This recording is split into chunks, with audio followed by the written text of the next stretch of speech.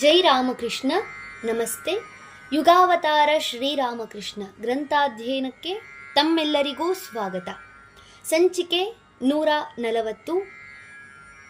ನಾವು ಹಿಂದಿನ ಸಂಚಿಕೆಯಲ್ಲಿ ಕಟ್ಟ ಮಡಿವಂತ ಕ್ಯಾಪ್ಟನ್ ಎಂಬ 92ನೇ ಅಧ್ಯಾಯದಲ್ಲಿ ಕ್ಯಾಪ್ಟನ್ ವಿಶ್ವನಾಥ ಉಪಾಧ್ಯಾಯನ ಬಗ್ಗೆ, ಆತ ಪರಮಹಂಸರನ್ನು ದರ್ಶಿಸಿದ ಬಗ್ಗೆ ಹಾಗೂ ಆತನ ಭಕ್ತಿಮತಿಯಾದ ಹೆಂಡತಿಯೊಂದಿಗೆ ಶ್ರೀರಾಮಕೃಷ್ಣರನ್ನು ಆದರಿಸುತ್ತಿದ್ದ ಬಗ್ಗೆ ತುಂಬ ಅಪೂರ್ವ ಮಾದರಿ ಎಂಬ ವಿಷಯವನ್ನು ನೋಡಿದ್ದೆವು. ಈಗ ಮುಂದುವರಿದ ಭಾಗ. ಶ್ರೀರಾಮಕೃಷ್ಣರ ಸಂಪರ್ಕಕ್ಕೆ ಬಂದ ಕೆಲ ಕಾಲದಲ್ಲಿ ವಿಶ್ವನಾಥ ದೊಡ್ಡದೊಂದು ವಿಪತ್ತಿಗೆ ಸಿಲುಕಿಕೊಂಡ. ಅವನು ಶಕ್ತಿ ಮೀರಿ ದುಡಿಯುತ್ತಿದ್ದರೂ ನೇಪಾಳ ಸರ್ಕಾರದ ಪರವಾಗಿ ಅವನು ನಡೆಸುತ್ತಿದ್ದ ಮರಮಟ್ಟು ವ್ಯಾಪಾರ ಎಷ್ಟೋ ವರ್ಷಗಳಿಂದಲೂ ನಷ್ಟದಲ್ಲೇ ನಡೆಯುತ್ತಿತ್ತು. ಇದಕ್ಕೊಂದು ಪ್ರಮುಖ ಕಾರಣವೆಂದರೆ, ಹಿಂದಿನ ಕೆಲವು ವರ್ಷಗಳಲ್ಲಿ ಗಂಗೆಯಲ್ಲಿ ಪ್ರವಾಹ ಬಂದು ಎಷ್ಟೋ ದಿಮ್ಮಿಗಳು ಕೊಚ್ಚಿ ಹೋಗಿದ್ದುದು. ನಷ್ಟದ ಲೆಕ್ಕವನ್ನು ತೋರಿಸಲು ಮನಸ್ಸಿಲ್ಲದೆ ಅವನು ಸರ್ಕಾರಕ್ಕೆ ಲೆಕ್ಕ ಒಪ್ಪಿಸುವ ಕೆಲಸವನ್ನು ಮುಂದೂಡುತ್ತಲೇ ಇದ್ದ. ಈ ವರ್ಷವೋ ಬರುವ ವರ್ಷವೋ ವ್ಯಾಪಾರ ಸರಿ ಹೋದೀತು, ಲಾಭ ಬಂದೀತು ಎಂಬ ನಿರೀಕ್ಷೆ ಅವನದು. ಆದರೆ ಅಷ್ಟರಲ್ಲೇ ಯಾರೋ ಅವನ ಮೇಲೆ ಹಣ ದುರುಪಯೋಗದ ಆರೋಪ ಹೊರಿಸಿ ಸರ್ಕಾರಕ್ಕೆ ಪತ್ರ ಬರೆದರು. ನೇಪಾಳದ ಪ್ರಧಾನಮಂತ್ರಿ ಕೂಡಲೇ ಅವನಿಗೆ ಕರೆ ಕಳಿಸಿದ. ವಿಶ್ವನಾಥ ಹೆದರಿದ. ಇನ್ನು ತನ್ನ ಕಥೆ ಮುಗೀತೆಂದುಕೊಂಡ. ಬೇರೆ ದಾರಿಗಾಣದೆ ಸೀದಾ ದಕ್ಷಿಣೇಶ್ವರಕ್ಕೆ ಓಡಿ ಶ್ರೀರಾಮಕೃಷ್ಣರ ಪಾದಕ್ಕೆ ಬಿದ್ದು ಕಣ್ಣೀರು ಸುರಿಸಿದ. ಶ್ರೀರಾಮಕೃಷ್ಣರು ಕರುಣೆಯಿಂದ ಕೇಳಿದರು, ಏನಪ್ಪ, ಏನಾಯಿತು? ಹೆದರಬೇಡ, ಹೇಳು. ವಿಶ್ವನಾಥ ತನ್ನ ಅಳಲನ್ನು ತೋಡಿಕೊಂಡ. ಅದನ್ನು ಕೇಳಿ ಶ್ರೀರಾಮಕೃಷ್ಣರೆಂದರು, ಇಷ್ಟೇನೇ, ಚಿಂತಿಸದಿರು, ನಿನಗೇನೂ ತೊಂದರೆಯಾಗದು. ಸರ್ಕಾರದೆದುರು ಸತ್ಯವನ್ನು ಮರೆಮಾಚಬೇಡ. ಎಲ್ಲವನ್ನೂ ಇದ್ದುದಿದ್ದಂತೆ ಹೇಳಿಬಿಡು. ಕಾಳಿ ಮಾತೆಯ ಕೃಪೆಯಿಂದ ನೀನು ಬೇಗನೆಯೇ ಹಿಂದಿರುಗಿ ಬರುತ್ತೀಯೇ, ಹೋಗಿ ಬಾ. ಈಗ ವಿಶ್ವನಾಥ ಉಲ್ಲಸಿತ ಹೃದಯದಿಂದ ನಿರ್ಗಮಿಸಿದ. ಕಠಮಂಡುವಿಗೆ ಹೋಗಿ ಲೆಕ್ಕಪತ್ರವನ್ನೆಲ್ಲ ಒಪ್ಪಿಸಿದ. ನೇಪಾಳದ ಪ್ರಧಾನಮಂತ್ರಿ ಅದನ್ನು ಖುದ್ದಾಗಿ ಪರಿಶೀಲಿಸಿದ. ಅವನಿಗೆ ಸಂಪೂರ್ಣ ಸಮಾಧಾನವಾಯಿತು. ಅಷ್ಟೇ ಅಲ್ಲ, ವಿಶ್ವನಾಥನ ರುಜುತ್ವವನ್ನು ಕಂಡು ಅತ್ಯಂತ ಸಂತೋಷವಾಯಿತು. ಆತ ವಿಶ್ವನಾಥನನ್ನು ಕ್ಷಮಿಸಿದ್ದನಷ್ಟೇ ಅಲ್ಲ, ಅವನಿಗೆ ಕರ್ನಲ್ ಸ್ಥಾನಕ್ಕೆ ಬಡ್ತಿ ನೀಡಿ ಕಲ್ಕತ್ತಾದಲ್ಲಿ ನೇಪಾಳ ಸರ್ಕಾರದ ರಾಯಭಾರಿಯಾಗಿ ನೇಮಿಸಿದ ಮತ್ತು ಅವನ ಸಂಬಳವನ್ನು 4 ಪಟ್ಟು ಹೆಚ್ಚಿಸಿದ. ಕಲ್ಕತ್ತಕ್ಕೆ ಮರಳಿದ ವಿಶ್ವನಾಥ ಸೀದಾ ದಕ್ಷಿಣೇಶ್ವರಕ್ಕೆ ಓಡಿದ. ನಡೆದುದನ್ನೆಲ್ಲ ವಿವರಿಸಿದ. ಬಳಿಕ ಹೆಮ್ಮೆಯಿಂದ ಹೇಳಿಕೊಂಡ, ನಾನೀಗ ಕರ್ನಲ್. ಶ್ರೀರಾಮಕೃಷ್ಣರು ಜೋರಾಗಿ ನಕ್ಕು ಕೇಳಿದರು, ಎಂದರೆ ಹಾಗೆಂದರೇನು? ಕರ್ನಲ್ ಎಂಬುದು ಸೈನ್ಯದಲ್ಲಿ ಕ್ಯಾಪ್ಟನ್ ಎಂಬುದಕ್ಕಿಂತ ಮೇಲಿನ ಹುದ್ದೆ, ಗೌರವದ ಸ್ಥಾನ ಎಂದವನು ಹೇಳಿಕೊಂಡ. ಆಗ ಶ್ರೀರಾಮಕೃಷ್ಣರು ನುಡಿದರು, ಅದೇನು ಬೇಕಾದರೂ ಇರಲಿ, ನಾನಂತೂ ನಿನ್ನನ್ನು ಕ್ಯಾಪ್ಟನ್ ಎಂದೇ ಕರೆಯುವುದು. ದಕ್ಷಿಣೇಶ್ವರಕ್ಕೆ ಮತ್ತೆ ಮತ್ತೆ ಬರುತ್ತಿದ್ದ ವಿಶ್ವನಾಥನಿಗೆ ಶ್ರೀರಾಮಕೃಷ್ಣರನ್ನು ನಿಕಟವಾಗಿ ಕಾಣುವ ಭಾಗ್ಯ ಲಭ್ಯವಾಗಿತ್ತು. ಅಲ್ಲದೆ ಅವನೂ ಸ್ವತಃ ನಿಷ್ಠಾವಂತ ಸಾಧಕ. ಆದ್ದರಿಂದ ಅವನು ಅವಕಾಶವಾದಾಗಲೆಲ್ಲ ಶ್ರೀರಾಮಕೃಷ್ಣರ ವಿವಿಧ ಭಾವಗಳನ್ನು ವಿವರವಾಗಿ ಪರಿಶೀಲಿಸಿ ನೋಡುತ್ತಿದ್ದ. ಒಮ್ಮೆ ಅವರು 3 ಹಗಲು 3 ರಾತ್ರಿಯ ಕಾಲ ನಿರಂತರವಾಗಿ ಸಮಾಧಿ ಸ್ಥಿತಿಯಲ್ಲಿದ್ದುದನ್ನೂ ಅವನು ಕಣ್ಣಾರೆ ಕಂಡಿದ್ದ. ವಿಶ್ವನಾಥನಿಗೆ ಹಠಯೋಗದಲ್ಲಿ ಸ್ವಲ್ಪ ಪ್ರವೇಶವಿತ್ತು. ಆದ್ದರಿಂದಾಗಿ ಅವನು ಸಮಾಧಿಯ ರಹಸ್ಯಗಳನ್ನು ಕೆಲಮಟ್ಟಿಗೆ ತಿಳಿದುಕೊಂಡಿದ್ದ ಮತ್ತು ಶ್ರೀರಾಮಕೃಷ್ಣರು ಗಾಢ ಸಮಾಧಿಯಲ್ಲಿ ಮುಳುಗಿಬಿಟ್ಟಾಗ ಆ ಸ್ಥಿತಿಯಿಂದ ಕೆಳಗಿಳಿದು ಬರಲು ಅವನು ನೆರವಾಗುವುದಿತ್ತು. ಏಕೆಂದರೆ ಅವರ ಮನಸ್ಸು ತನ್ನ ಸಹಜ ನೆಲಗೇರಿ ಬಿಟ್ಟರೆ ಅಲ್ಲಿಯೇ ಇದ್ದು ಬಿಡಲು ಇಚ್ಛಿಸುತ್ತಿತ್ತು. ಆದರೆ ಹಾಗಾದಾಗ ಶರೀರದ ಗತಿ? ಅಂಥ ಸಂದರ್ಭದಲ್ಲಿ ಅವನು ಅವರ ಕುತ್ತಿಗೆಯಿಂದ ಬೆನ್ನು ಮೂಳೆಯ ಕೆಳತುದಿಯವರೆಗೆ ಮತ್ತು ಮೊಳಕಾಲಿನಿಂದ ಪಾದದವರೆಗೆ ಅಧೋಮುಖವಾಗಿ ಹಸುವಿನ ತುಪ್ಪವನ್ನು ತಿಕ್ಕುತ್ತಿದ್ದ.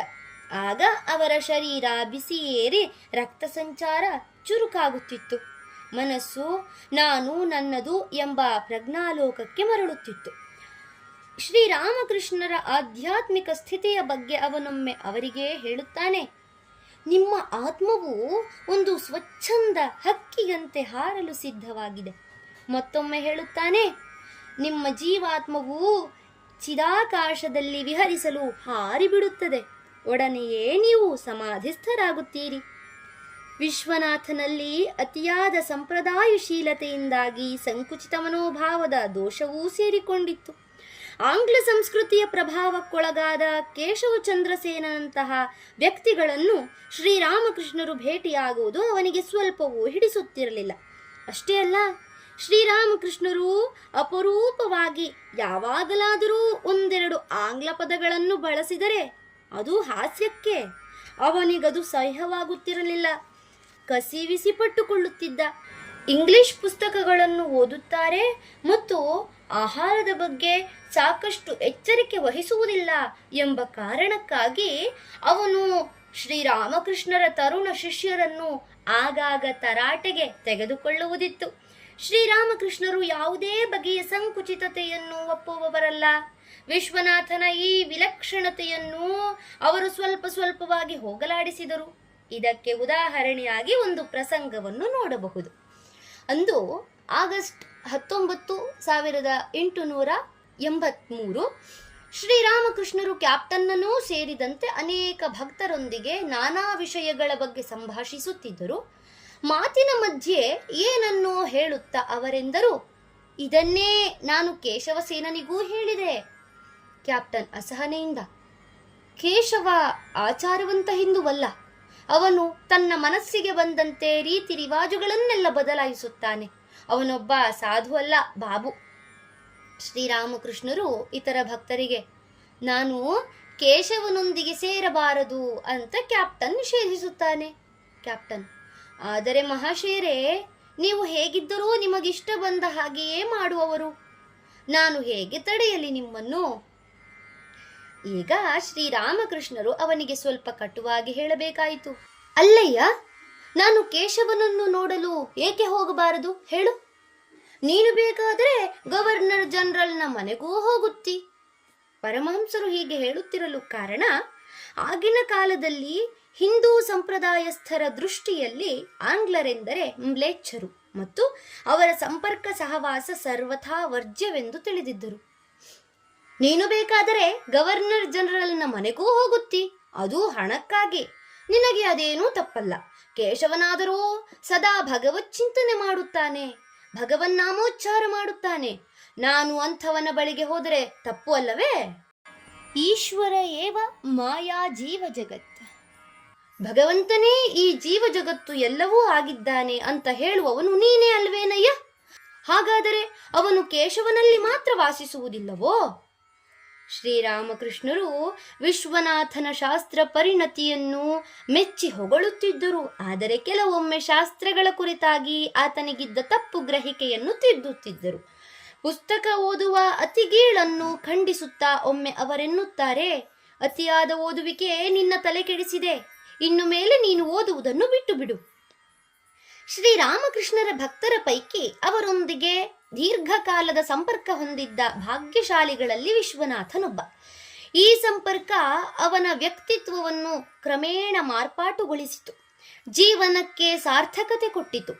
ಅವನ ಆಂತರಿಕ ಬೆಳವಣಿಗೆಯನ್ನು ಗಮನಿಸುತ್ತಿದ್ದ ಶ್ರೀರಾಮಕೃಷ್ಣರು ಮುಂದೊಮ್ಮೆ, ಅಂದರೆ 1884ರಲ್ಲಿ ಉದ್ಗರಿಸುತ್ತಾರೆ, ಆಹಾ, ಕ್ಯಾಪ್ಟನ್ ಎಂಥ ಅದ್ಭುತ ಮನಸ್ಥಿತಿಯನ್ನು ಬೆಳೆಸಿಕೊಂಡಿದ್ದಾನೆ. ಅವನು ಪೂಜೆಗೆ ಕುಳಿತನೆಂದರೆ ಋಷಿಯಂತೆ ಕಾಣುತ್ತಾನೆ. ಶ್ರೀರಾಮಕೃಷ್ಣರ ಮಹಿಮೆ ಮನವರಿಕೆಯಾದಂತೆಲ್ಲ ವಿಶ್ವನಾಥನಿಗೆ ಇನ್ನೊಂದೆಡೆ ವಿಷಾದವೂ ಆಗುತ್ತಿತ್ತು. ಲೋಕದ ಲಕ್ಷಗಟ್ಟಲೆ ಜನರು ಅವರ ಈ ಮಹಿಮೆಯನ್ನು ಕಾಣದ ಕೋಡರಾಗಿದ್ದಾರಲ್ಲ ಎಂಬುದು ಅವನ ಖೇದ. ಅದರಲ್ಲೂ ಕಲ್ಕತ್ತದ ಜನರ ಬಗ್ಗೆ ಅವನಿಗೆ ಹೆಚ್ಚಿನ ವ್ಯಸನ. ಅವನು ಹೇಳುತ್ತಿದ್ದ, ಈ ಬಂಗಾಳಿಗಳೆಲ್ಲ ಮೂರ್ಖರು. ಅವರು ತಮ್ಮ ನಡುವೆ ಒಂದು ಅನರ್ಘ್ಯ ರತ್ನವನ್ನು ಇಟ್ಟುಕೊಂಡಿದ್ದಾರೆ, ಆದರೆ ಅವರಿಗೆ ಅದನ್ನು ಗುರುತಿಸುವ ಶಕ್ತಿ ಇಲ್ಲ. ಶ್ರೀರಾಮಕೃಷ್ಣರು ಅವನಿಗೆ ತಮ್ಮ ಮತ್ತೊಬ್ಬ ಭಕ್ತನನ್ನು ಪರಿಚಯಿಸಿದ ಸಂದರ್ಭದಲ್ಲಿ ಅವನು ತನ್ನ ಗುರುವಿನ ಕುರಿತಾದ ಅಂತರಂಗದ ಭಾವವನ್ನು ಹೀಗೆ ತೋಡಿಕೊಳ್ಳುತ್ತಾನೆ. ನಾನು ವೇದಾಂತಗಳನ್ನು ಸಾಕೆನಿಸುವಷ್ಟು ಓದಿದ್ದೇನೆ. ವಿವಿಧ ಸ್ಥಳಗಳಿಗೆ ಹೋಗಿ ನಾನಾ ರೀತಿಯ ಸಾಧು ಸಂತರನ್ನೆಲ್ಲ ಬಹಳಷ್ಟು ಭೇಟಿಯಾಗಿದ್ದೇನೆ. ಆದರೆ ಶ್ರೀರಾಮಕೃಷ್ಣರ ಸಂಪರ್ಕಕ್ಕೆ ಬಂದ ಮೇಲೆ ಮಾತ್ರವೇ ನನ್ನ ಆಧ್ಯಾತ್ಮ ಪಿಪಾಸೆ ತಣಿಯಿತು. ನಾನಿನ್ನೇನು ಹೇಳಲಿ? ಯಾವುದನ್ನು ನಾವು ವೇದಗಳಲ್ಲೂ ಕಾಣಲಾರೆವೋ ಅದನ್ನು ಅವರಲ್ಲಿ ಕಾಣುತ್ತೇವೆ. ವೇದಗಳಲ್ಲಿ ಮತ್ತು ಇತರೆಲ್ಲ ಶಾಸ್ತ್ರ ಗ್ರಂಥಗಳಲ್ಲಿ ಅಡಕವಾಗಿರುವ ಸತ್ಯಗಳ ಮೂರ್ತರೂಪವೇ ಅವರು ಎಂದು ನನಗನ್ನಿಸುತ್ತದೆ. ಶಾಸ್ತ್ರವಾಕ್ಯಗಳಿಗೆ ಜೀವಂತ ಸಾಕ್ಷ್ಯ ಅವರು. ಧನ್ಯವಾದಗಳು. ಇಂದಿಗೆ ಅಧ್ಯಾಯ 92 ಸಂಪೂರ್ಣವಾಯಿತು. ಮುಂದಿನ ಸಂಚಿಕೆಯಲ್ಲಿ ಹೊಸ ಅಧ್ಯಾಯವನ್ನು ಪ್ರಾರಂಭಿಸೋಣ. ಓಂ ಶಾಂತಿ ಶಾಂತಿ ಶಾಂತಿ. ಹರಿ ಓಂ ತತ್ಸತ್. ಶ್ರೀರಾಮಕೃಷ್ಣಾರ್ಪಣಮಸ್ತು. ಸರ್ವೇ ಜನ ಸುಖಿನೋ ಭವಂತು. ಜೈ ಶ್ರೀಮಾತಾ.